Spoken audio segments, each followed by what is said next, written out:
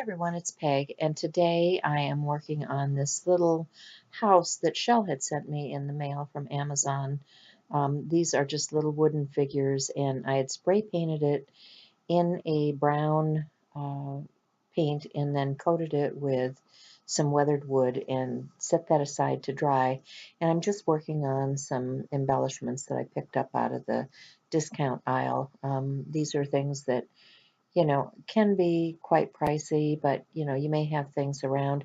This is a piece that I created out of some letters that I picked up in a secondhand store.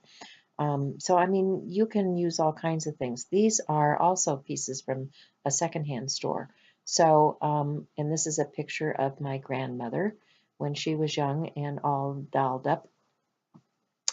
And I'm showing some die cuts that I may use in here, but I'm just going to start looking at the things that I want to use in my assemblage. And so I'm going to use some letters out of this packet.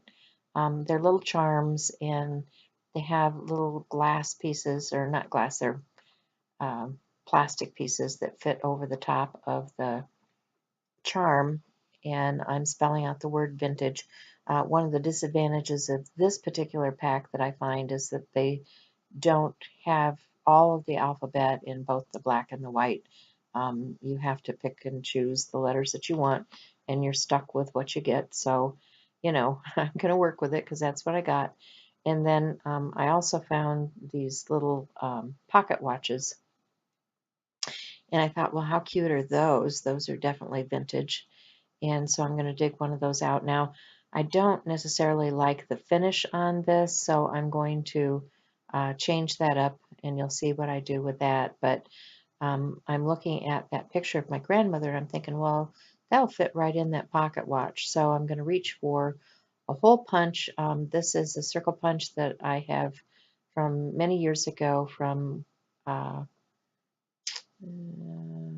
can't remember the name of the company, but anyway, it's just a 1-inch circle punch, and it fits right into this little watch. So I'm going to put my image in there. Probably should have put a glue dot behind it to hold it in place, but it's doing okay for now. So that's what I'm going to do, is put my grandmother's picture in there. So next up, there's my little letters, and I'm going to take those little plastic dots or acrylic dots and put them over the letters. And yeah, that's what I'm doing, is gluing them down. They have adhesive on the back, and you don't have to do much. Now, you could put, if you're worried about them coming off later, you could put some glossy accents or a clear adhesive behind there if you wanted to. I'm not going to worry about it. But there's the watch. And those are some little pine cones there on the table that I made out of those die cuts. And those are cards from my mother and father that have their names on them. And I'm thinking I might use that in here somewhere. But I'm going to reach for some Decoart media paint. And this is in Titan Buff.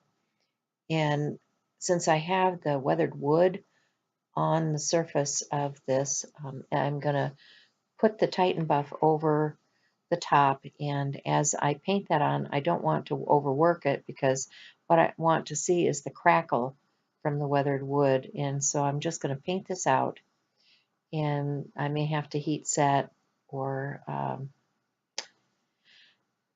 expedite the drying time, because we are an hour-and-a-half show. Now, this is the sped up version. I usually take the recording and speed it up for those people that are working and don't have an hour and a half to give each week to watching this, but still are interested in what it is we have done. And if you want to, once you've watched this and there's a portion of this that you're interested in seeing in person, you can go over to Art Joyous Sharing. That's my sister channel that I share with Shell C, and watch the full hour-and-a-half version. Plus, you can catch Shell's version of the same project that we were working on. So I'm just going to paint this out, and as I'm painting, I'll show you some up-close pictures of the crackling. I am a helping hand artist for Decoart, and so I like to incorporate as many of their products into the project so that you can see just exactly how they work. This weathered wood is a wonderful crackling medium, and it depends on how thickly you put it on, and whether you're air drying or heat setting it as to the crackle effect that you get. But it does have a lovely crackle effect, and I'm going to apply some varnish over the top and give it even more depth so that you can see the crackling or the crazing that's going on. So in order to highlight the crackling, I need to have this dry, and then I create my own varnish mix, which has the Quinn Gold in it, which is the Decoart Media paint that I mix with the varnish. And these are both Decoart products. And then I just take a baby wipe and rub that into the cracks to bring that out. Now, right now, it's looking very reddish brown, and that's going to all change because I want it to look grungier and darker. And so I'm going to grab some Payne's Gray, and I will apply some Payne's Gray over the top of this particular layer. So, you can continue to play with your coloration depending on which paints that you're using and what color effect that you want. But this is a good start. I keep this mix on hand because it works well over many of the colors. I particularly like this over the blues and greens.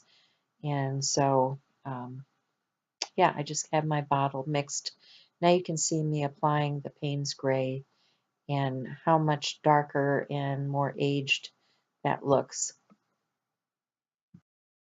Okay, so now I'm going to start on the embellishments, and this is just a little laser cut, and I think that that's going to work well in the peak of my little home. So I'm going to apply some weathered wood to that, and then I'm going to put the same finish coat over that. Probably should have done that earlier, but hindsight's always better than foresight. So I also take some StazOn ink and just touch the edges to give it more of a rustic look. Aging things as I go. And I'm going to do the same thing with my little house box because I want to put some depth on the edges and, finish it off like it's really, been in the weather, been through a lot. Okay, so now you can see I'm starting to assemble the pieces. And I made that little shelf in there just with some chipboard, and I'm going to take a permanent ink and colorize the chipboard so that it matches a little bit better with what's inside of the shadow box, and use some Sookwang to attach that to the wall of my house. And then I will use some glue. This happens to be Art Institute glue. It's a good glue because it dries clear, and I don't really want to see any of that glue behind. This is just a little piece of chipboard, and I want it to adhere to the back wall of this house. So I'm just going to position that in there and hold it down there for a little bit and get it to stay in place. So now I have a little bit of glue squeezing out, so I'm just going to take, this is one of those little rubber tools that you can paint with or swipe with, and I'm just going to swipe the excess glue off the edge just so I don't have an ooze coming out there. And I'm starting to look at my other embellishments that I have while I'm waiting for that glue to dry a little bit, and thinking about where I want to position them in my shadow box. So I've picked out a few things. One of the gals in the audience said she really liked the fan, so I figured, well, we need to use that. And I've still got my letters and things that we started with and the little pocket watch. So I'm just looking over a few other things, trying to decide what I want to put in there. whether I want any other images. These are those paper doll images from Tim Holtz. And in the end, I decide, no, I'm not going to use any of those. And I'm just going to start filling the box with the things that I have out on my desk. So in goes the little cash register and the old-fashioned fan and a pine cone and some flowers and of course the pocket watch with the picture of my grandmother. And I'm using another little number embellishment. Somebody had asked me in the audience if there was a significance to it. Well, the numbers that come in the package are what you get, but actually in my family, my brother was born in 48, so it is a significant number for my family, and since my grandmother is part of this whole project, I guess this is kind of a family shrine or heirloom, and it can go with some of the other pieces that I have with my mother, and I just think it's kind of a cool little project to have on a shelf. So that's about it. I'm just going to put a few more flowers and things in. I'll give you some final shots.